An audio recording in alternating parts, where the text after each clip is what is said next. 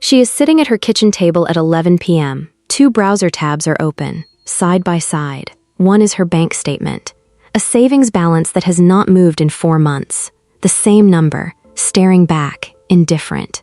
The other is a health information page, fatigue, joint pain, metabolic slowdown after 40. She closes both tabs, not because she found answers, because she stopped believing there were any. She tells herself something that millions of people over 40 tell themselves every single night.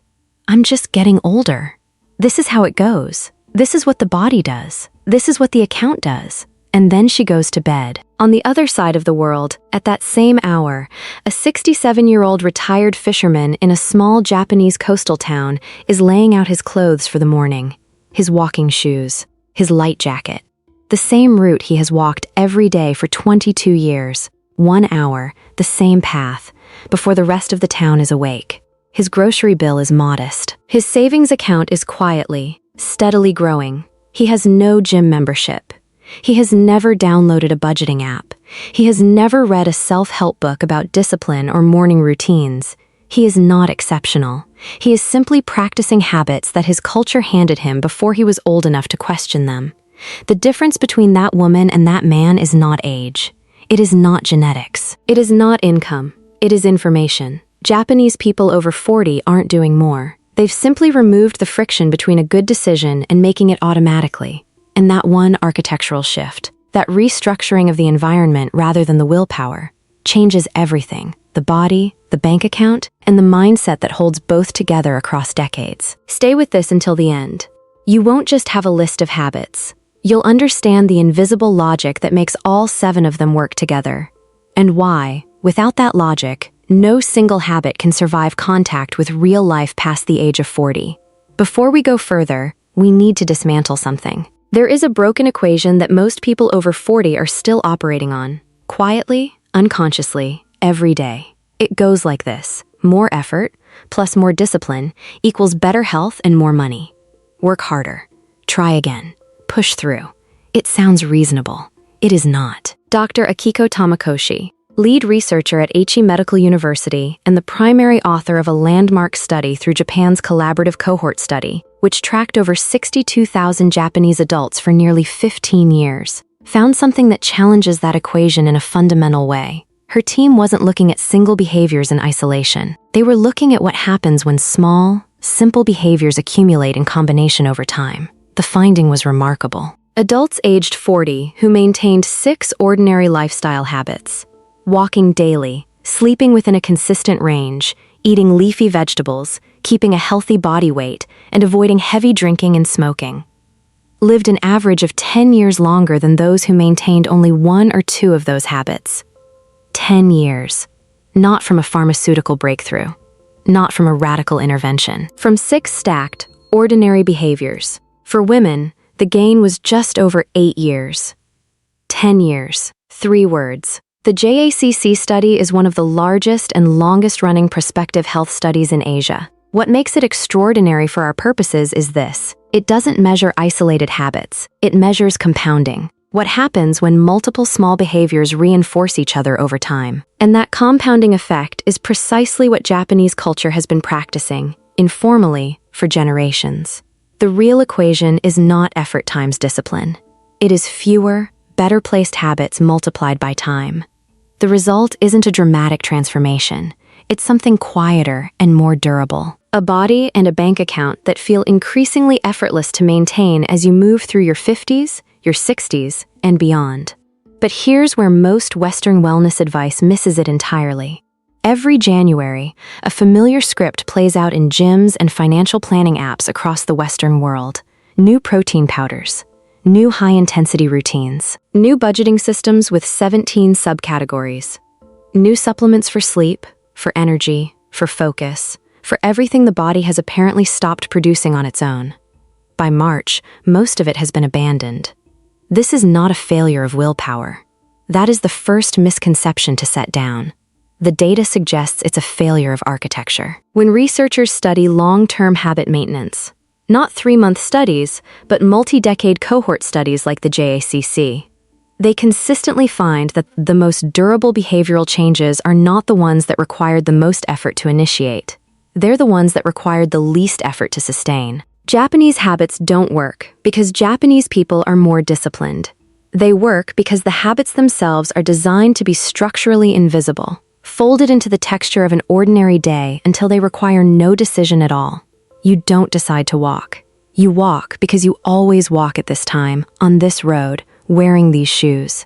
You don't decide to save money. You never fully spend what arrives, because something in you registers excess as loss. You don't decide to endure a difficult month without abandoning your long-term plans. You endure because you have been quietly practicing endurance since the first difficult week. This is the architecture the woman at the kitchen table has never been given access to, and it begins with the body. In Japanese martial arts, judo, aikido, kendo, there is a foundational posture that every practitioner learns before anything else. It is called Shizen-tai, pronounced Shizen-tai. It means natural posture, natural body.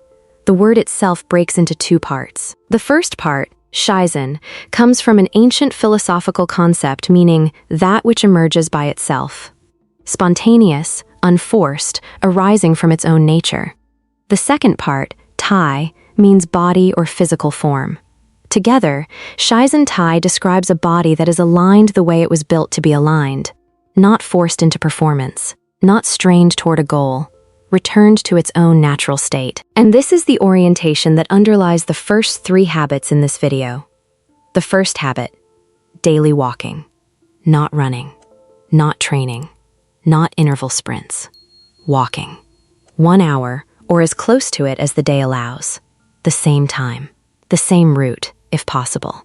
Not because variety is bad, but because consistency removes the decision entirely. The JACC study specifically flagged walking 1 hour or more per day as one of the 6 behaviors most strongly associated with longevity gain. And the Okinawa Centenarian study, launched in 1975 by Drive Makoto Suzuki, the world's longest continuously running study of centenarians, examining over 1,000 individuals aged 100 or older, found that daily, low-intensity movement was one of the most consistent behavioral markers among its participants.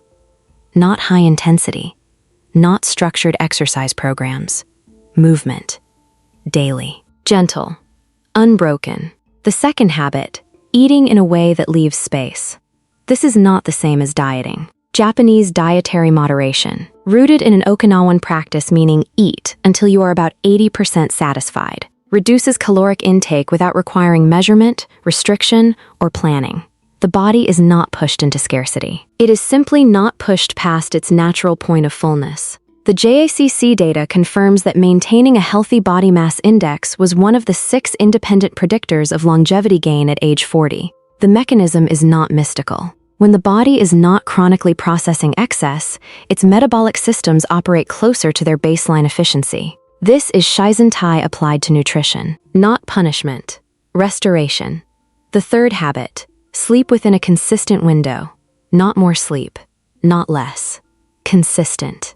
The JACC study found that sleeping between 6.5 and 7.5 hours per night, a remarkably specific and moderate range, was associated with the strongest longevity outcomes. Not 8 hours, not 9. The natural range. The body's own rhythm, honored. Notice what all 3 of these habits have in common. None of them require purchasing anything. None of them require a decision to be made every day. They require a single structural decision. When and where and how, made once, and then repeated until it becomes invisible. This is the shift from pushing the body to returning it, from training to restoring, from effort to alignment. The physical pillar is not about becoming someone different. It's about letting the body be what it already knows how to be, when you stop interrupting it.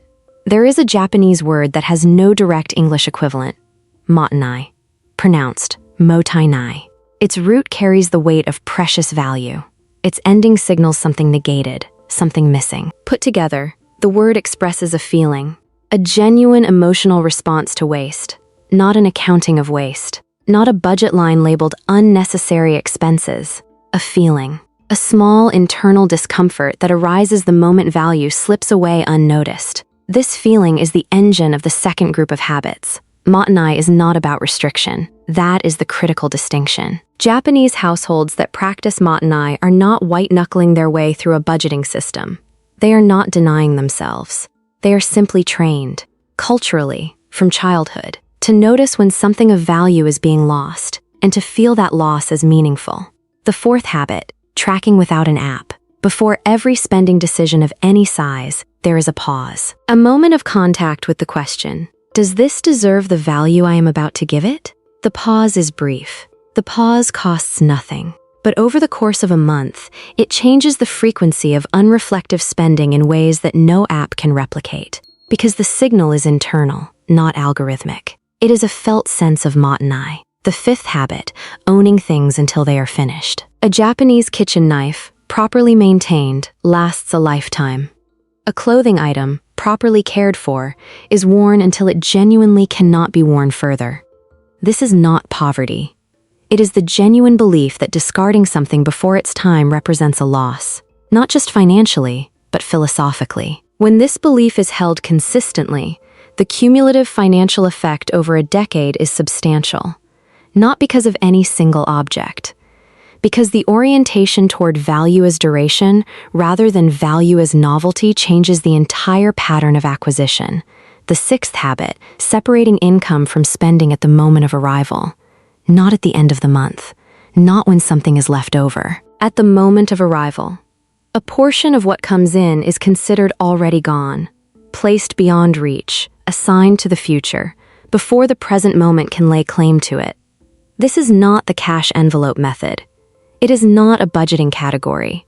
It is the felt sense that the full amount was never available for spending, because the future is also a member of the household. Notice again what these three habits share. None of them are punitive. None of them require sacrifice of pleasure or comfort. They require a change in emotional orientation, from treating money as something to be used until it runs out, to treating it as something with inherent value that is lost when it leaves without returning something equivalent. Mottainai is what you feel before you open the ledger. And that feeling, practiced consistently, becomes more powerful than any financial product ever designed. Here is a pattern researchers have observed, consistently, across behavioral studies of habit formation. A person in their mid-40s decides to start walking every morning. For the first 2 weeks, they go. The walk feels good. They feel good. Something is shifting. Then a difficult week arrives. A work deadline, a family disruption, 3 days of rain. The walk stops. And once it stops for 4 or 5 days, something changes in how the person relates to it. It no longer feels like a habit. It feels like a project they abandoned. By week 4, the habit is gone. This is not a failure of discipline. The behavioral science here is specific. A habit operates through what researchers call a behavior identity loop. The more consistently a behavior is performed, the more deeply it becomes woven into how a person understands themselves. When a new habit is interrupted before that loop is fully closed, the interruption doesn't just pause the behavior. It reopens the question of whether the behavior belongs to this person at all. The Japanese framework doesn't prevent difficult weeks. Nothing does. What it does is provide a different relationship to interruption. And that difference is encoded in the third pillar, the deepest one in this video, the one that the first 2 pillars depend on. Most people, when they encounter a difficult week, face it with the weight of their original motivation still on their shoulders. They feel they have failed the goal. They have let down the ideal version of themselves they were trying to become. The Japanese framework does not ask you to become someone else. It asks you to hold steady as the person you already are. That distinction is the entire third pillar. There is a word in Japanese that the modern wellness conversation has almost entirely missed. Not ikigai, not kaizen. Those are the concepts people know. The reason for being, the path of continuous improvement. Both valuable, both real. But there is a concept that sits beneath both of them. The concept that makes ikigai sustainable and makes kaizen possible when the motivation to improve has temporarily gone quiet. It is called Gaman, pronounced Gaman. The word itself breaks into 2 characters. The first, ga, represents the self, the ego, the individual will. The second, man, carries the meaning of patience, of restraint, of holding. Together, Gaman describes the self holding itself in place, not being held by an external rule, not frozen by fear, not enduring because there is no other option, choosing to endure, with intention, with dignity. This is not a passive concept. That is the first thing to understand. Gaman is not resignation. It is not the cultural equivalent of, it is what it is. It is an active decision, made, often quietly, without announcement, to remain inside a commitment when the conditions for doing so have become genuinely difficult. Here is how this shows up in the 7th habit: consistency across seasons. Not across good weeks, across seasons, across the bad quarter at work, across the month when the savings account looks depressing, across the winter when walking feels unreasonable and the grocery bill creeps up and the joints ache more than usual. The Japanese framework does not expect these seasons to be easy. It expects you to move through them without dismantling what you have built. And here is where the neuroscience becomes important. Behavioral researchers studying long-term habit maintenance have identified what happens in the brain when a behavior is practiced consistently through difficulty, not just in favorable conditions. The neural pathway associated with that behavior is strengthened not by the ease of its execution, but by its continued execution despite resistance. The habit that survives a difficult week is more deeply encoded than the habit performed only when conditions are convenient. The body and the brain, it turns out, are watching for proof that a behavior belongs to this life. And difficulty is part of that proof. Gaman, practiced consistently, is not just a cultural virtue. It is a neuroscientific advantage. Now consider what this means for the woman at the kitchen table. She is not failing because she lacks discipline. She is not failing because she is older, or because her metabolism has changed, or because saving money is harder than it used to be. She is in a difficult season, and she has never been given a framework for moving through a difficult season without treating the difficulty itself as evidence that she has already failed. Gaman offers a different interpretation. The difficult season is not evidence of failure. It is the condition under which the habit proves itself real. This is the difference between a temporary behavior and an identity. Temporary behaviors are performed when conditions support them. Identities persist when conditions don't. And the transformation from behavior to identity, from I am trying to walk every day to I am someone who walks, requires exactly the kind of sustained, quiet, dignified endurance that Gaman describes. Consider the Okinawan centenarians in Dr. Makoto Suzuki's study. These individuals, over 1,000 of them, followed across decades, did not report living lives free of hardship. They reported lives that included grief, poverty, war, illness, and loss. What they maintained, through all of it, was a continued relationship with the habits that organized their days. The walk, the modest meal, the sense that their presence mattered to the people around them.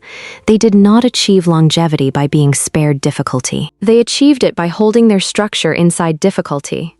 That is Gaman, not as philosophy, as practice. And the 7th habit, the one that contains and sustains all the others, is this: choosing, each morning, to begin again without drama. Not because the previous day was perfect, not because motivation has returned, not because the numbers look better or the body feels lighter or the savings account has moved, simply because beginning again is what you do. This is what the retired fisherman is doing when he lays out his walking shoes the night before. He is not feeling inspired. He is not reviewing his goals. He is removing one small decision from tomorrow morning so that tomorrow morning has no friction to offer, no gap for hesitation to fill. He is practicing Gaman before he has even gone to sleep. So what do you do with this tonight? Not next Monday. Tonight. There is one ritual, small, specific, free, that encodes all 3 pillars simultaneously and takes less than 4 minutes. Before you go to sleep, lay out tomorrow's walking shoes or whatever physical commitment represents pillar 1 for you. Place them where you will see them the moment your feet touch the floor. This is not preparation. This is a structural decision that removes friction from a moment when friction is most likely to win. Then, on a single sheet of paper, not an app, a piece of paper, write one number. Whatever you spent money on today that you felt, even briefly, was not worth what it cost. Not a category, not a judgment. One number, and one honest sentence about what the value actually was. That is Mottainai, practiced. That is pillar 2, becoming a felt sense rather than a system. And finally, write one sentence about what you are enduring right now that you have not abandoned. A commitment you are still keeping, even though the conditions for keeping it are not easy. Read it out loud, quietly, to yourself, alone. This is Gaman named, and naming it is part of how it strengthens. 4 minutes. 3 sheets of the same life, laid out where you can see them. This is not a productivity system. It is not a morning routine for optimization. It is something quieter and more foundational than that. A nightly act of structural honesty that tells your nervous system, before sleep, that you are the kind of person who holds.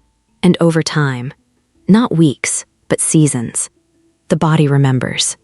The account reflects it. The mind stops fighting itself. The retired fisherman doesn't think about his habits anymore. They stopped requiring thought years ago. What he has instead is time. Time that would have been spent in the negotiation between what he knows he should do and what exhaustion is telling him to skip.